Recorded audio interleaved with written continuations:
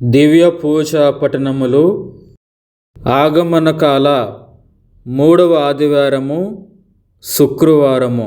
మొదటి పఠనము న్యాయాధిపతుల గ్రంథము 13వ అధ్యాయము వచనములు 2 నుంచి 7 వరకు మరియు 24 నుంచి 25 వరకు.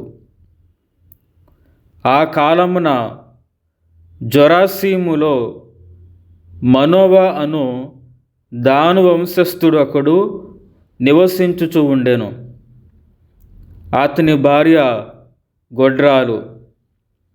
ఒకనాడు యావే దూత ఆమెకు ప్రత్యక్షమై, నీవు గొడ్రాలవు, కానీ ఇక గర్భవతివై బిడ్డను కందువు. ఇక మీదట జాగ్రత్తగా ఉండుము. ద్రాక్షాసారాయము కానీ ఘాటైన మద్యము కానీ సేవింపకుము. అసూచకరమైన పదార్థములను ముట్టుకొనకుము.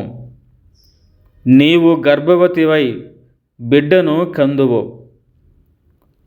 ఆ శిశువు తల జుట్టు కత్తిరింపరాదు. ఆ బిడ్డడు నీ కడుపున పడినప్పటి నుండి వ్రతతర్పూరుడై యుండును. అతడు ఇశ్రాయేలీయులను ఫిలిష్తీయుల బారి నుండి కాపాడును అని చెప్పెను. ఆమె భర్త చెంతకు వచ్చి, నాకు దివ్య పురుషుడొకడు కనిపించెను. అతని మొగము దేవదూత మొగము వలె మిలమిల మెరుచుచు భీతి గొలుపుచూ ఉండెను. అతడు ఎక్కడి నుండి వచ్చినది నేను అడగలేదు. అతడు తన పేరు కూడా తెలుపలేదు. కానీ ఆ దివ్య పురుషుడు నాతో, నీవు గర్భవతివై బిడ్డను కందువు. ఇక మీదట ద్రాక్షాసారము కానీ ఘాటైన మద్యము కానీ సేవింపకము. అసూచికరమైన పదార్థములను ముట్టుకొనకము. నీవు జన్మింపబోవు శిశువు గర్భము నుండి మరణానంతం వరకు వ్రతతర్పరుడై జీవించును అని పలికెను అని చెప్పెను. అంతటా ఆమె కొడుకును కని ఆ శిశువునకు సంసోను అని పేరు పెట్టెను. ఆ శిశువు పెరిగి పెద్దవాడయ్యెను. యావే అతనిని చల్లని చూపు చూచెను. సంసోను జోరా ఎస్టోలు నగరముల మధ్య గల దాను మైదానము గుండా యావే ఆత్మ అతనిని పూరికొల్పెను. ఇది ప్రభువు వాక్కు. సర్వేశ్వరునికి వందనములు. సువిశేష పఠనము లూకాసు వార్త 1వ అధ్యాయము వచనములు 5 నుంచి 25 వరకు. యోదయ దేశపు రాజుగు హేరోదు కాలమున అబియా వర్గమునకు చెందిన జకర్యా అను యాజకుడు ఒకడు ఉండెను. అతని భార్య అహరోను వంశీయురాలగు ఎలిజబెతమ్మ. వారిద్దరూ దేవుని దృష్టిలో నీతిమంతులై ఆయన ఆజ్ఞలకు నిబద్ధులై జీవించుచూ ఉండెను. ఎలిజబెతమ్మ గొడ్రాలగుటచే వారికి సంతానము లేదు. ఇద్దరును కడు వృద్ధులు. ఒక దినము జకర్యా తన వర్గము వంతు ప్రకారము దేవుని సన్నిధిలో యాజక విధిని నెరవేర్చుచూ ఉండెను. ఆనాటి యాజక సాంప్రదాయమును అనుసారముగా అతనికి దేవాలయములోకి వెళ్ళి దూపము వేయు వంతు వచ్చెను. అతడు ధూపము వేయు సమయమున ప్రజలు వెలుపల ప్రార్థనలు చేయుచూ ఉండెను. అప్పుడు ధూపపీఠమునకు కుడి ప్రక్కన దేవదూత ప్రత్యక్షమై దేవదూతను గాంచి జకర్యా తొట్రుపడి భయపడెను. అప్పుడు దేవదూత అతనితో, జకర్యా, భయపడకుము, నీ ప్రార్థన ఆలకింపబడినది.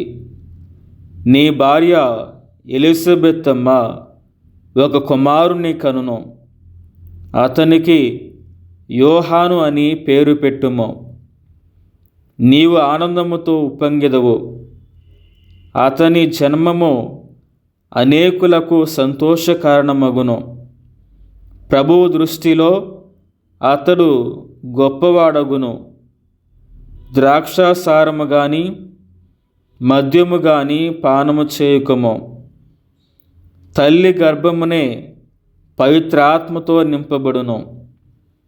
అతడు ఇశ్రాయేలు సంతతిలో అనేకులను ప్రభువైన దేవుని వైపు మరలించును.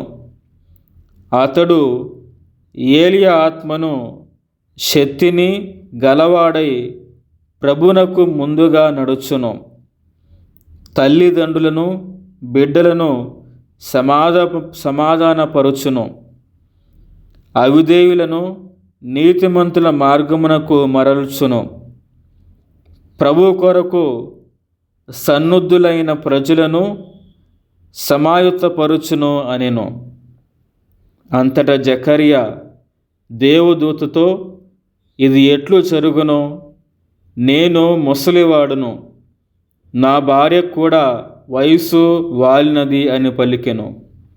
అప్పుడు దేవదూత, నేను గబ్రియేలును, దేవుని సన్నిధిలో ఉండువాడును.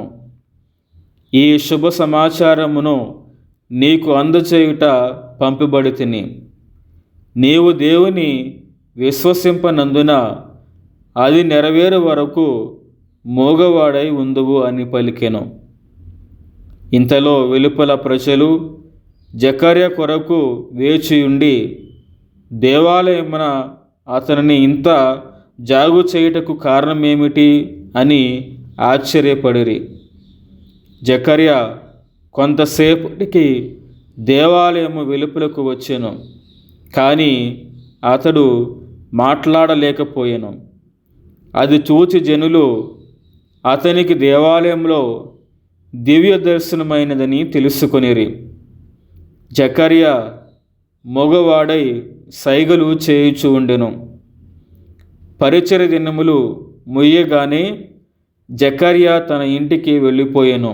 కొన్ని దినములు గడిచిన పిదప జకర్యా భార్య ఎలిజబెత్తమ్మ గర్భము ధరించెను. 5 మాసముల వరకు ఆమె పరుల కంటపడకుండెను. ఈనాటికి ప్రభువు నాపై కరుణ చూపెను, ప్రజల మధ్య నా నిందను పోగొట్టెను అని ఆమె పలికెను. ఇది క్రీస్తు సువిశేషము. క్రీస్తువా, మీకు స్తుతి కలుగునుగాక.